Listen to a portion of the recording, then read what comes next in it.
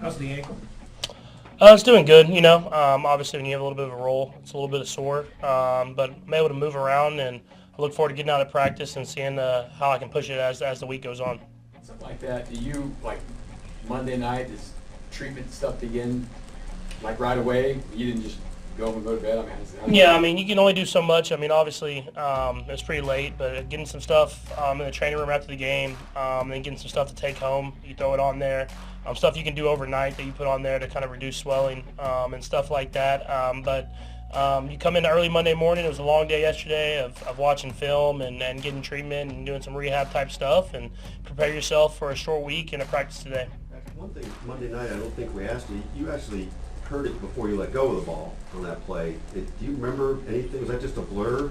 Or Yeah, I mean, I was going to run, and so at the last second I saw him open and just kind of get the ball out before I got past that line of scrimmage there, and it kind of just it snagged on me a little bit, and with the previous injury, it just sent a sharp pain down my leg. But yeah, I mean, you just get the ball in the end zone, 3rd and goal. We were able to score a touchdown in a big moment, and kind of once the pain went away, I was able to get back out there and play again. you didn't necessarily feel it like before you let go of the ball?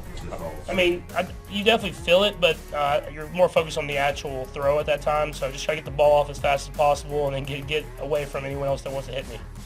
You guys had a couple of 10-plus play drives in that second half, which has been sort of a thing for you guys this year. When you think back to St. Joe, and what are those days like when you work on that, and how much do you think that is correlated to what you guys have done this year? Yeah, 100%. I mean, just Coach Reed prepares us for those moments. He prepares us to be in those long drives. We do long drive drill like every day, and it sucks. I mean, it's the best way to say it, but at the same time, it prepares you to be ready for those moments in the game. And I think you've seen this year and in previous years, it seems like we play our best football in the fourth quarter, and it's because we've been preparing ourselves all year long to play our best football then. And games in the NFL are such close margins that every game seems like it goes down to the very end, and I feel like we're the best prepared team in those situations.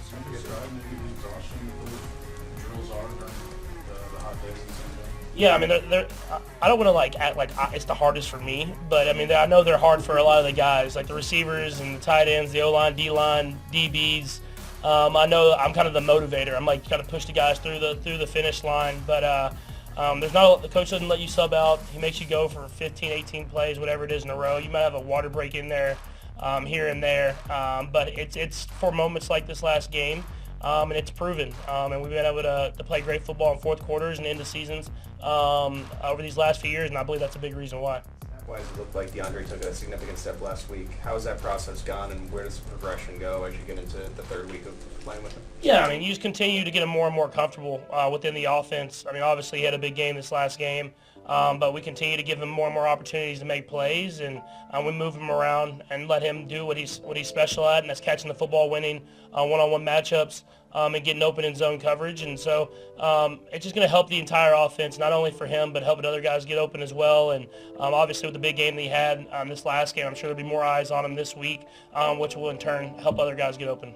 I'm sorry, Andy complimented Xavier on the adjustment he made, ended up stepping out of bounds. Just how have you seen him sort of progress in that sense as a rookie? Yeah, I mean, he does a lot of great things. And like you said, on that play, he kind of had a more of an in-cut type route. They went to a coverage that they hadn't played a lot, with kind of a 2 invert with the safety kind of playing in the middle there. And so I looked down the middle of the field because that's kind of my guy I looked to, and then I corner my eye, I saw Xavier down the sideline making that adjustment, and so I try to get him the ball as quickly as possible. Obviously, I mean, you're half an inch from scoring a touchdown or whatever it is, maybe even less than that. And so, I mean, he'll learn from that. But I thought he did a great job on that play in general of recognizing the coverage and getting to the right spot. And regardless of stats and whatever it is, the threat of him and over the top is getting a lot of other guys open. And so that gets lost in the swing of things, is that you don't see the big catches downfield, but I promise you the defenses are respecting his speed, and that's helping get guys like DeAndre and Trav open kind of in that medium range. Having said that, this is about the point of the year last year when Rice started to really pick it up. Are you seeing any signs that maybe he could have a similar jump in production? Yeah. I mean, Rashid's season was special last year, and I think a lot came that we needed him to step up and have that role in the offense. I mean, obviously we've gotten guys in here that I think take off that pressure of having one guy make all those big plays, but I think you'll continue to see big games from him You've seen it in certain moments throughout the season, the big plays. You've seen certain plays where he's caught the ball and scored touchdowns. And so I think his role will get bigger and bigger within the offense. But I think we're probably more well-rounded as an offense in general, so it won't maybe not as big of the numbers and stats that Rasheed had last year. How much are you learning about DeAndre as far as how he kind of sees coverages and maybe just sees the way that you adjust routes the same way that you see them versus the coverages every day? Yeah, I mean, a lot of that comes with reps, but you can tell by the way he talks and the way he does stuff on the football field that he has a good feel for getting himself open, being in the right spot at the right time. But there's certain things that we do in our offense, even at the end of the game. That's not what we were really taught to do, is kind of look right there, but I kind of just try to get him to do it so we can get a few more yards, get that first down, and that's stuff that we'll learn from this next time. And so he does a great job of getting himself open, being in the right spot at the right time, and as we get more and more reps, that'll continue to get better. Was that 2nd and 2, and I think on the second drive of the first quarter, short throw over the middle to him, was that a true RPO, or was that just... No, that was a true RPO, and the safety came down pretty aggressively, and I was able to hit him. And then if you watch, we kind of ran some of the similar type runs later in the game. That safety stayed back. So having that threat, not only you get the one completion for a big game, but it helps the run game out as well, and it's keeping defenses honest on how they're going to attack playing against us. We'll go Blair, Todd, and then Bonnie. Go Blair. Patrick, going back to the long drives for a second, how much of that is a product of success on third down, and what contributes to that? Because those numbers have spiked here the last few weeks. Yeah, I think first off, having manageable third downs. We're running the ball so well and getting in these third and shorts, third and mediums where I can throw the ball underneath and we can still get first downs. We're not trying to force it with these third and long situations. So I think that contributes to a lot of the success. And then I think a good planning with Nagy, Coach Nagy, and all the different coaches, and having a great third down scheme, having answers versus all the coverages the defenses play. And obviously, I feel like we get a lot of different coverages than they might play in a week before, but we've kind of seen some of them now. And so we know, and they let me know if we do get some coverages that have previously worked on us where to go with the football, and I'm able to get the ball out, and guys are getting first downs. The Broncos played you guys really well last year, got you one time. You played tough here at home. What about their defense, the way they're playing right now, is going to be the biggest challenge for y'all? Yeah, I mean, they're very well coached. They play extremely hard, and they have great football players. I mean, that's what it takes on great defenses is they have an understanding for the scheme that we run. I mean, Coach Joseph has played against us a lot as a head coach, as a defensive coordinator, so he knows how to take away some of the stuff that we're really good at. They have great, I mean, Surtain might be the best corner in the NFL. So you have a guy that you can take away some guys because he's that good of a player, that high caliber of a player. But then the whole entire team, they play together as a team. They play hard.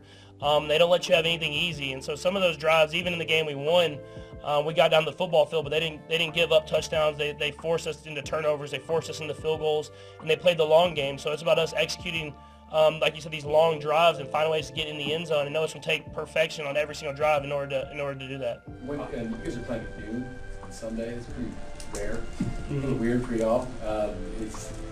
You liking just a regular old Sunday? You know what a regular old Sunday is like anymore? I'm excited for it because my kids are going to get to come. Like, all these night games are awesome and they're prime time, but the kids don't get to go to a lot of those because it's past bedtime, or if they do, they have to leave early. And so I'll be able to have the kids at the game. They'll get to have a great experience at Arrowhead, and hopefully we can wake up and have a good game. It's going to be a great challenge for us, though, and we're just going to take our best football against a division opponent, but hopefully you get in there, get a win, and you're able to watch football the rest of the day. Patrick, you use that term regardless of stats specific to Xavier, but I wonder if that speaks to a little bit of how this season has been. I mean, would you point to something beyond the stats that accounts for why you guys are undefeated? I think it's just we're a really good football team, and like a team, and whatever it takes that day, guys are going to step up and make the play. If it's defense, if it's offense, if it's special teams, and each individual in those situations, they're going to step up and make that play whenever their number is called that day. And none of us are about stats here. We're about wins, and we've kind of we've went seasons where we've had great stats and not won the Super Bowl, and the seasons like last year, whenever you don't necessarily have the great stats, but you win the Super Bowl, still feel way better. And so just to be able to go up in each and every week knowing that it's going to take whatever it takes, we're going to find a way to win the football game. It comes with experience, and it comes with a great culture that we've built here. With that, do you feel like this is the most adaptable maybe you guys have been? I mean, each week sort of has its own story. I mean, do you feel like that's sort of happened? Yeah, in a sense. I think it's just a great culture of winning. I mean, guys just know how to find ways to win the game, and I think we're getting better and better. Offensively, I think we're getting better each and every week. Defensively, they've been great all year long. And so I know we're not playing our best football yet, and we're still finding ways to win. So let's just continue to get better and build up into the playoffs. Thanks, Patrick.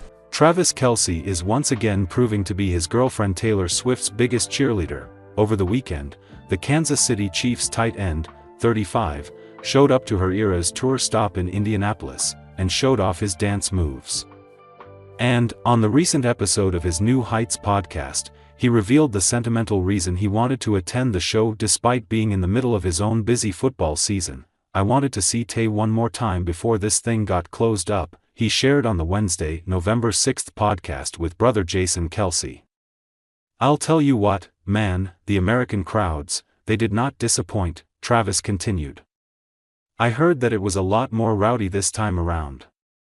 Knowing she was coming back to stop through America one last time before the tour was over with. "I'll tell you what, man, that thing was rocking."